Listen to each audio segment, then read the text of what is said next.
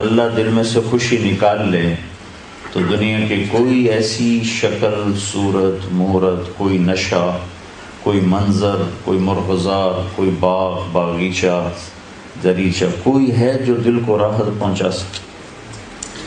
کیا لطف انجمن کا جب دل ہی بجھ گیا ہو، جب دل ہی ویران پریشان ہو تو نہ شکلیں اچھی لگتی ہیں، نہ روپ اور نظارے اچھے لگتے ہیں۔ تو ایک بہت بڑا طبقہ ہے جو کہتا ہے موت کے بعد زندگی ہے، لیکن وہ بھی اسی ماحول سے متاثر ہو کر اس دنیا کو آئیڈیل ہوم بنانے کے چکر میں ہے۔ نہیں بن سکتا۔ اگر کوئی ایک بنا لے، موت کا کیا کرے؟ کدھر بھاگیں گے موت سے؟ سب کچھ اس کی تمناؤں کے مطابق ہو گیا، تو اب موت سے کہو چلی ہی جائے، یا چلو نہیں جاتی تو کچھ 100-200 سال ہی ٹل جائے کہ میرا آئیڈیل کچھ تو میں اپنی آنکھوں سے دیکھ سکوں۔ لیکن اس آئیڈیل کی تلاش میں لوگوں کی شام ہو جاتی۔ میرا بھائی ہے، ڈاکٹر ہے، ایک دن کہنے لگا میری دولت کا مجھے کیا فائدہ، میری جوانی تو پڑھتے پڑھتے گزر گئی، جب میرے موج کرنے کی عمر تھی وہ تو پڑھنے میں گل گئی، اس پیسے کا مجھے کیا فائدہ ہے؟ تو ہر انسان کی یہی کہانی، اور آپ کے ہاں تو ویسے ہی کوئی بہت مالدار ہو یا بہت فقیر ہو، سب کو بانڈے اپنا خود ہی مانجنے پڑتے، اپنے برتن خود ہی دھونے پڑتے۔ تو آپ کے ہاں تو لائف ویسی بہت ٹف ہے۔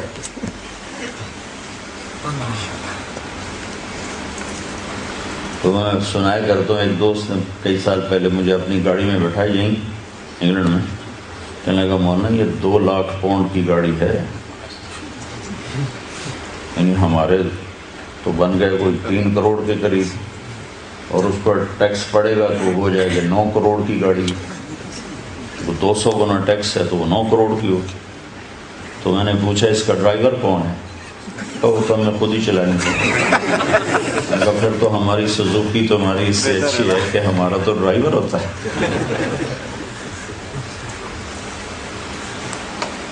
تو ہم اللہ کی بنائی ہوئی ترتیب سے ٹکر لے رہے ہیں، تو ٹیکنالوجی سے خوشی کہاں سے آئی؟ چیزوں سے تو خوشی نہیں ہوتی، احساسات ہیں نا، احساسات اور چیز کا آپس میں کوئی جوڑ نہیں ہے۔ احساس کی دنیا الگ ہے اور چیزوں کی دنیا الگ ہے۔ چیزیں بے جان ہیں، احساسات زندہ چیز ہے۔ تو یہ گاڑیاں، یہ گھر، یہ صورتیں، یہ مورتیں، یہ ان احساسات کو پروان نہیں چڑھا سکتے۔ تو اللہ تعالیٰ جس نے ہمیں بنایا ہے وہ خود ہمیں زندگی گزارنے کا ایک طریقہ بتاتا ہے کہ اگر تم یہ کر لو تو اس امتحان گاہ میں بھی تمہیں خوشیاں دے دوں گا، اور آگے تو آئیڈیل ہوں میں نے آگے بنایا ہے۔ ایک بات یاد آئی، انسان کا جو ذہن ہے یہ ناممکن کو سوچ نہیں سکتا۔ اس کے کمپیوٹر میں ان پڑھ ہو پڑھا ہوا، اس کے کمپیوٹر میں ناممکن کا تصور پیدا ہی نہیں ہو سکتا۔ یہ آج کے علم نے اس بات کو ثابت کیا۔ میں ایک مثال دیتا ہوں کہ دنیا کے کسی خطے میں کوئی ان پڑھ سے ان پڑھ یہ سوچ نہیں بنا سکتا، یہ تمنا نہیں کر سکتا کہ 2 اور 2 5 ہو جائیں۔ کیا کر سکتا؟ کوئی بڑا حساب کا ماہر ہو، بہت بڑا میتھمیٹیشین ہو، یا میرے جیسا 2 + 2 4 کو جاننے والا ہو، سب سے پوچھ کے بھائی کیا خیال ہے، دعا کرو 2 اور 2 5 ہو جائیں، کہے گا مرزا ہوش کرو کیا کرے گا، کبھی 2 اور 2 5 بھی ہوئے، وہ 4 ہی ہوتے ہیں۔ ایک مثال دی ہے، یہاں اس کھوپڑی میں ناممکن کا تصور آ ہی نہیں سکتا۔ ٹھیک، یہ بات آج ثابت ہو چکی۔ پھر ہر انسان کیوں آئیڈیل ہوم کو تلاش کرتا، یہ تمنا کیوں پیدا ہوتی؟ ایک مثالی زندگی ہو، ایک مثالی گھر ہو، یہ کیوں تمنا پیدا ہوتی؟ یہ تمنا اس بات کی علامت ہے کہ کہیں کوئی آئیڈیل ہوم ہے، ضرور ہے۔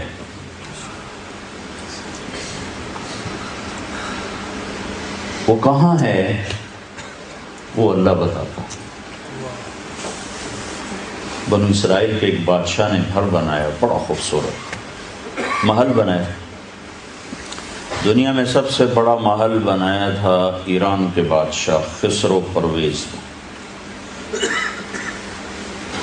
آپ لوگ تو آج کل اسکوائر فٹ سے ناپتے ہو، تو میں آپ کو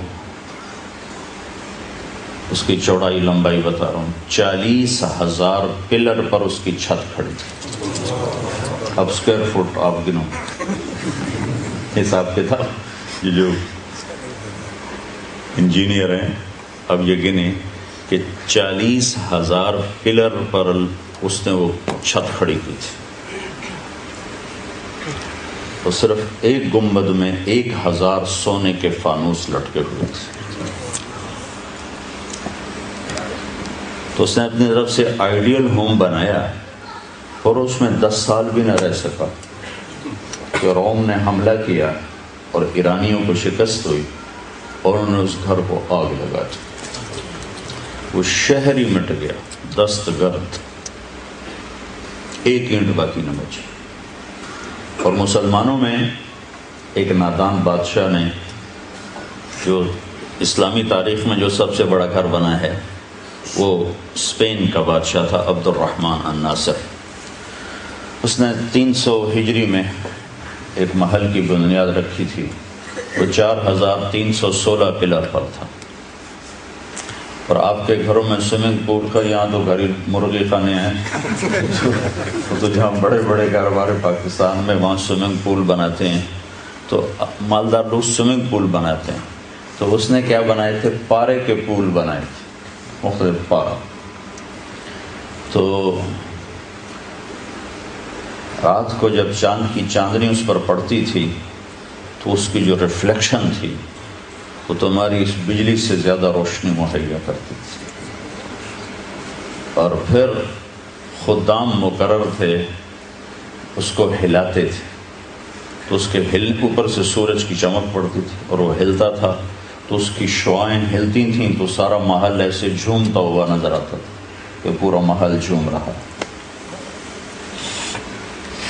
اس محل کی عمر تھی 50 سال۔ 50 سال کے بعد اشبیلیہ والوں نے حملہ کیا اور اس کی اینٹ سے اینٹ بچی۔ بنو اسرائیل کے ایک بادشاہ نے گھر بنایا، لوگوں کو دعوت دی، بھائی میرا گھر کیسا ہے؟ بھائی بہت اچھا، بہت اچھا۔ 2 آدمی چپ بیٹھے تھے۔ بادشاہ نے کہا تم بھی تو کچھ بولو۔ تو کہنے کے جی بس 2 اس میں کمیاں ہیں، باقی بہت آگے ہیں، 2 کمیاں رہ گئیں۔ تو سارے متوجہ ہو گئے کہ انہوں نے کون سی کمی ڈھونڈ لی، جہاں سونا چاندی جڑا ہوا ہو، ہیرے جواہرات جڑے ہوئے ہوں۔ تو انہوں نے کیا ڈھونڈ لیا؟ ان کا کیا ہے؟ کہا ایک بات تو یہ ہے کہ آپ اسے چھوڑ کے مر جائیں، اور دوسری کمی یہ ہے کہ ایک دن یہ گھر اجڑ جائے، باقی کچھ کمی نہیں۔ وہ کہنے لگا پیچھے رہ گئی گیا، پیچھے کیا بچا؟ وہ کہنے لگا کوئی گھر ہے جس میں رہنے والا مرے نہیں اور وہ اجڑے نہیں؟ کہاں ہے؟ کہ وہ کدھر ہے؟ کہ وہ اللہ نے جنت کو بنایا۔